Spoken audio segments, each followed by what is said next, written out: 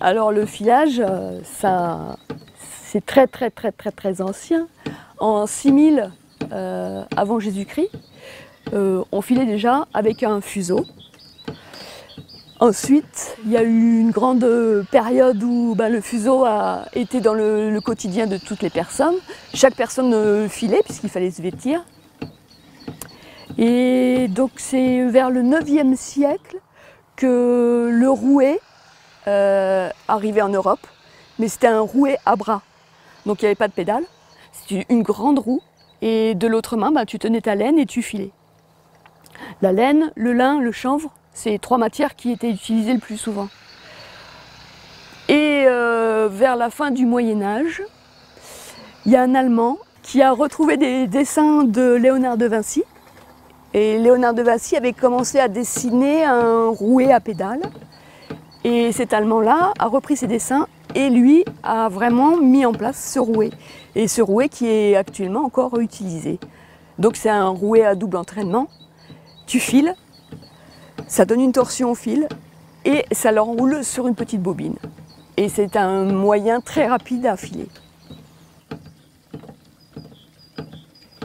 Donc, filer, c'est donner une torsion au fil, écarter la fibre, tirer, écarter la fibre, tirer, donner la torsion. Alors, je suis une habituée des brocantes. Je vais souvent dans les brocantes et régulièrement je trouve des vieux rouets.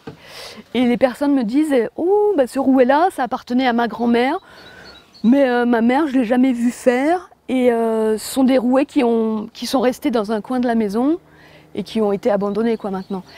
Mais il y a un retour un peu à cet objet-là et un retour au savoir-faire. Et donc de plus en plus, les gens se remettent à filer la laine.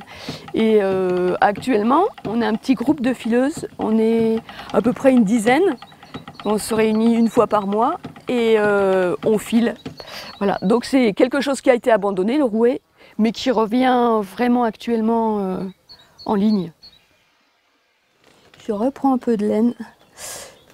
Et comme la laine, c'est plein de micro-fibres, micro-crochets, il suffit de la poser l'une sur l'autre, la torsion repart, et voilà. Et on n'a pas de nœud et on continue à faire son fil à l'infini. Je suis curieuse un petit peu de tous les travaux manuels et de tous les savoir-faire anciens. Et j'ai eu la chance de rencontrer Madame Valette, qui m'a montré un peu le filage, le tissage. Et tout de suite, ça m'a ouvert les yeux. Voilà, hop là. Alors attendez, je vais le mettre sur l'autre parce que celui-là, il lui manque des crans. Là, alors, bis repetita. L'art du filage, je l'ai découvert absolument toute seule avec beaucoup de difficultés.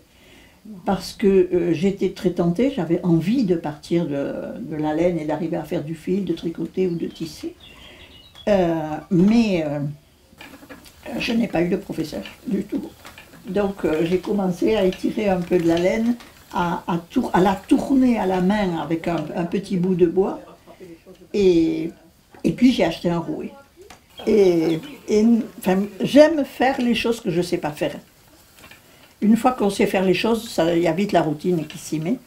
Et j'aime bien partir de zéro, partir du truc complètement brut pour arriver à faire quelque chose. Et donc, le filage de la laine m'avait fasciné. J'avais vu un rouet chez un antiquaire que j'avais tout de suite acheté. Mais je manquais de professeur. Moi, je n'avais pas la moindre idée de...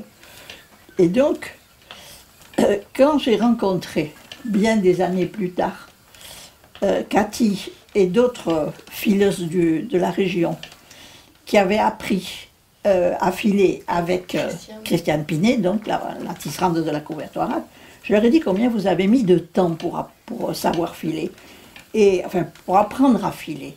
Et elles m'ont dit 8 jours. Ah, je leur ai dit, moi j'ai mis 20 ans. parce que j'étais seule, je ne savais pas. J'ai commencé par prendre des brins de laine, tirer dessus, faire un petit bout de bois en guise de fuseau. Et le rouet a été très mystérieux pendant bien longtemps. Bon, il faut dire que je travaillais beaucoup et que je ne consacrais pas énormément de temps au filage. Mais en fait, ça m'a donné beaucoup de plaisir.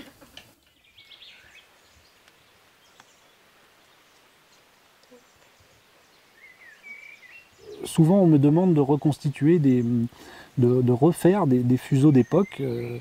C'est des personnes qui ont des fuseaux de leur grand-mère ou de leurs grands-parents ou arrière-grands-parents qui sont en très mauvais état et qui me disent « Ah, j'aimerais bien retrouver le fuseau et utiliser le fuseau. Malheureusement, je ne peux pas utiliser celui de mon arrière-grand-mère parce qu'il est bouffé par les mites et tout ça. » Donc, ils me demandent de refaire un fuseau d'époque, quoi. Et donc, je m'attelle à retravailler, rechercher sur Internet ou des sites historiques, tout ça, la forme des fuseaux d'antan et les reconstituer, quoi. Voilà.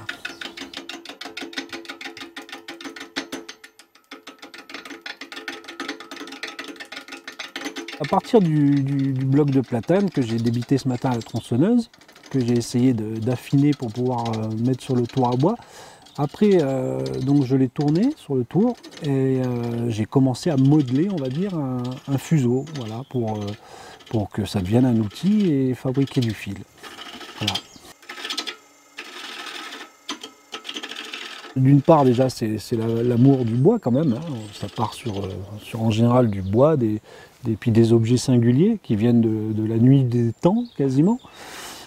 C'est des objets pour lesquels on a retrouvé des traces il y a plus de 1000 ans ou même plus que ça, et qui ont des histoires et qui à l'époque étaient indispensables néanmoins. Tout le monde filait, et c'est pas que les femmes qui filaient, c'était aussi bien les hommes, les jeunes, les enfants, tout le monde avait son petit fuseau et avait besoin de fil, donc tout le monde filait à l'époque. Et c'est intéressant de revenir sur ces objets, sur ces gestes d'antan, qui surtout en Cévennes étaient beaucoup utilisés, comme partout autour de la teinture, autour de la nature notamment. Et donc de revenir sur ces traces et de retrouver les gestes, de retravailler des objets anciens, c'est particulièrement passionnant. Voilà.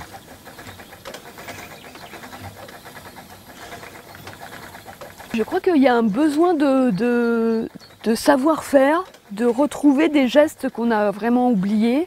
Et puis on est en train de se rendre compte qu'en fait ce sont des petites choses du quotidien et qui nous apportent vraiment beaucoup. Voilà. Et oui, c'est quelque chose, tout ce savoir-faire, je pense que les gens en ont vraiment besoin actuellement. Et de partager en plus. De revenir en groupe, de partager toutes nos connaissances, c'est quelque chose qui revient vraiment en force. Voilà.